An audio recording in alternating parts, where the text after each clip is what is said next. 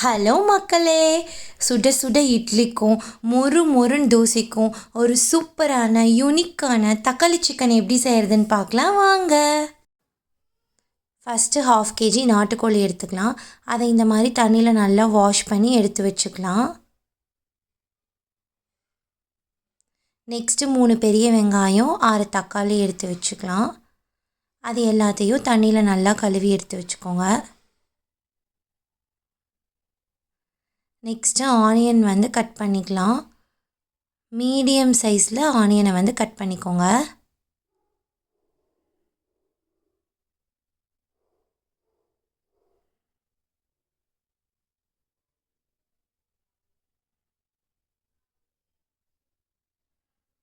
Next தக்காளி cut பண்ணிக்கலாம். அதையும் மீடியம் சைஸில் கட் பண்ணி வச்சுக்கலாம்.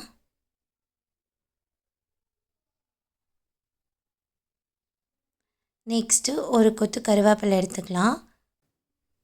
2 டேபிள் ஸ்பூன் மிளகாய் தூள், 2 டீஸ்பூன் சில்லி சிக்கன் மசாலா எடுத்து வச்சுக்கலாம்.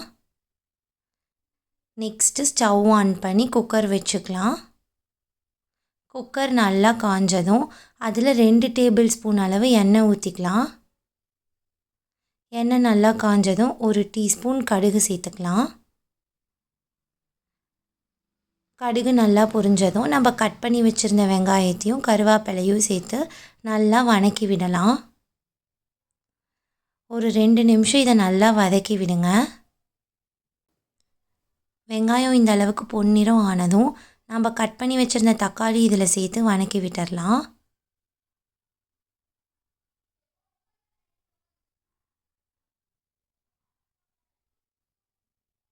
இப்போ இது கூட நாம் எடுத்து வச்சுருந்த மிளகாய்த்தூள், சில்லி சிக்கன் மசாலா, 1/4 டீஸ்பூன் மஞ்சத்தூள், தேவையான அளவு கல்லுப்பு சேர்த்து நல்லா வதக்கி விடலாம்.